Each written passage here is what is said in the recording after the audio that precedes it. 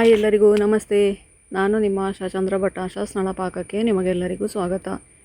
ಇವತ್ತು ನಾವು ಹಾಗಲಕಾಯಿ ಹಾಗೂ ಅಂಬಟೆಕಾಯಿಯನ್ನು ಉಪಯೋಗಿಸಿಕೊಂಡು ಒಂದು ಸಾಂಬಾರನ್ನು ಹೇಗೆ ಮಾಡೋದು ಅಂತೇಳಿ ತೋರಿಸ್ತಾ ಇದ್ದೇವೆ. ಹಾಗಲಕಾಯಿ ಅಂಬಟೆಕಾಯಿ ಉಪಯೋಗಿಸಿ ಮೆಣಸ್ಕಾಯಿ ಎಲ್ಲರೂ ಕೂಡ ಮಾಡ್ತಾರೆ. ಈ ಥರ ಒಮ್ಮೆ ಸಾಂಬಾರು ಒಮ್ಮೆ ಖಂಡಿತ ಮಾಡಿ ನೋಡಿ, ಒಳ್ಳೆ ರುಚಿಯಾಗಿರ್ತದೆ. ಈ ಥರ ಒಮ್ಮೆ ಮಾಡಿ ನೋಡಿ, ಗೊತ್ತೇ ಆಗೋದಿಲ್ಲ ಹಾಗಲಕಾಯಿ ಇದ್ದು ಅಂತ ಹೇಳಿಕೊಂಡು, ಅಷ್ಟು ರುಚಿಯಾಗಿರ್ತದೆ. ಅದನ್ನು ಮಕ್ಕಳಿಗೆ ಕೂಡ ಇದನ್ನು ತಿನ್ನಿಸ್ಬೋದು. ನೋಡಿ, ಒಂದು ಸತಿ ಮಾಡಿ ನೋಡಿ, ಟ್ರೈ ಮಾಡಿ. ಮೊದಲಿಗೆ ನಾನಿಲ್ಲಿ ಬಾಣಲೆಗೆ 2 ಟೇಬಲ್ ಸ್ಪೂನಷ್ಟು ಎಣ್ಣೆ ಹಾಕ್ಕೊಂಡಿದ್ದೇನೆ. ಇದಕ್ಕೆ 2 ಟೇಬಲ್ ಸ್ಪೂನಷ್ಟು ಉದ್ದಿನಬೇಳೆ ಹಾಕಿಕೊಳ್ತಾ ಇದ್ದೇನೆ. ಸಣ್ಣ ಕಡಲೆಯ ಗಾತ್ರದ ಇಂಗನ್ನು ಕೂಡ ನಾ ಮುದ್ದೆ ಇಂಗನ್ನೇ ಹಾಕಿಕೊಳ್ತಾ ಇದ್ದೇನೆ. ಹಾಗೆಯೇ ಖಾರಕ್ಕೆ ಬೇಕಾದಷ್ಟು ಮೆಣಸು ಇಲ್ಲೊಂದು 10 ಹಾಕಿಕೊಳ್ತಾ ಇದ್ದೇನೆ ನಾನು ಒಟ್ಟಿಗೆ. ಯಾಕೆ ಅಂದರೆ ಹಾಗಲಕಾಯಿ ಅಂಬಟೆ ಎರಡು ಕೂಡ ಖಾರ ಸಾಕಾಗೋದಿಲ್ಲ, ಹಾಗಾಗಿ 10 ಮೆಣಸನ್ನು ಹಾಕಿಕೊಂಡಿದ್ದೇನೆ.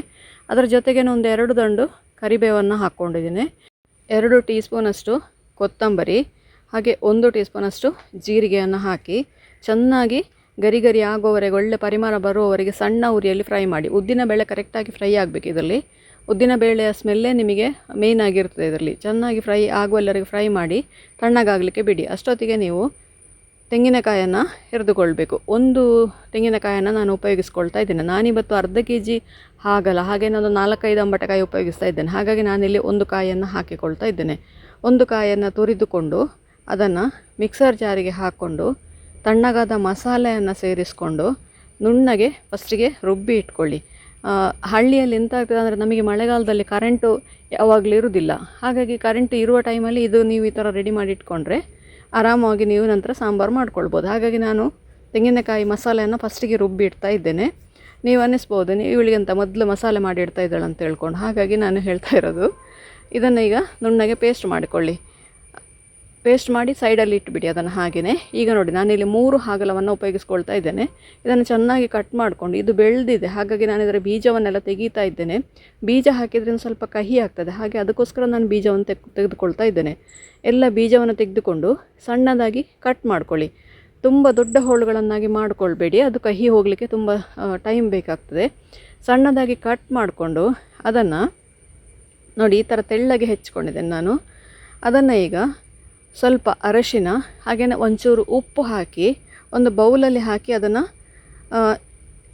ಕಹಿ ಹೋಗ್ಲಿಕ್ಕಂತೇಳಿ ಒಂದು ಸ್ವಲ್ಪ ಇಡಿ. ಕಹಿ ಇಷ್ಟಪಡುವವರು ತೊಂದರೆ ಇಲ್ಲ, ಹಾಗೆಯೇ ಉಪಯೋಗಿಸ್ಕೊಳ್ಬೋದು. ಕೆಲವರಿಗೆ ಕಹಿ ಅಷ್ಟು ಇಷ್ಟ ಆಗೋದಿಲ್ಲ, ಹಾಗಾಗಿ ಅದನ್ನು ಹಾಗೆ ಇಟ್ಕೊಳ್ಳಿ. ನಂತರ ಅಲ್ಲಿ ನೀರು ಕುದಿಲಿಕ್ಕೆ ಇಟ್ಟಿದ್ದೇನೆ ನಾನು ಉಪ್ಪು ಹಾಕಿ. ಈಗ ಅಂಬಟೆಯನ್ನು ನೋಡಿ ಈ ಥರ ಜಜ್ಜಿಕೊಂಡು ಅದನ್ನು ಬೀಜವನ್ನು, ಇದು ಕಷಿ ಅಂಬಟೆ ಹಾಗಾಗಿ ಇದರಲ್ಲಿ ದೊಡ್ಡ ಬೀಜ ಅಂತ ಇರುವುದಿಲ್ಲ. ನೋಡಿ ಈ ಥರ ಜಜ್ಜಿ ಕೂಡ ಹಾಕ್ಕೊಳ್ಬೋದು, ಕಟ್ ಮಾಡಿ ಕೂಡ ಅದನ್ನು ಹಾಕ್ಕೊಳ್ಬೋದು. ಹಾಗಲವನ್ನು ನೋಡಿ 10 ನಿಮಿಷ ನಾನು ಹೀಗೆ ಉಪ್ಪು ನೀರು ಹಾಕಿ ಉಪ್ಪಲ್ಲಿ ಬಿಟ್ಟಿದ್ದೇನೆ. ಅದಕ್ಕೊಂದು ಸ್ವಲ್ಪ ನೀರು ಹಾಕಿ ಇಟ್ಟಿದ್ದೇನೆ. ಅದನ್ನು ಈಗ ಪಾತ್ರೆಗೆ ಹಾಕ್ಕೊಳ್ಳುವ. ನಾನು ಅಂಬಟೆಯನ್ನು ಹಾಗೇ ಕಟ್ ಮಾಡಿ ಡೈರೆಕ್ಟ್ ಹಾಕ್ಕೊಂಡಿದ್ದೇನೆ, ಯಾಕೆಂದರೆ ಅದು ಹುಳಿ ಎಲ್ಲ ಬಿಡಲಿ ಅಂತ ಹೇಳ್ಕೊಂಡು. ಹಾಗಲ್ಲದ ಕಹಿ ಚೆಂದ ಹೋಗ್ತದೆ ಆವಾಗ, ಅದಕ್ಕೋಸ್ಕರ ಅಂಬಟೆಯನ್ನು ಮೊದಲೇ ಬೇಯಲಿಕ್ಕೆ ಹಾಕಿದ್ದೇನೆ. ಈಗ ಹಾಗಲವನ್ನು ಕೂಡ ಹಾಕ್ಕೊಂಡು ಚೆನ್ನಾಗಿ ಇದನ್ನು ಈಗ ಹುಳಿ, ಬೆಲ್ಲ, ಉಪ್ಪು 3 ಕೂಡ ಇದಕ್ಕೆ ಎಳೆಯುವ ಹಾಗೆ ಬೇಯಿಸಿಕೊಳ್ಬೇಕು.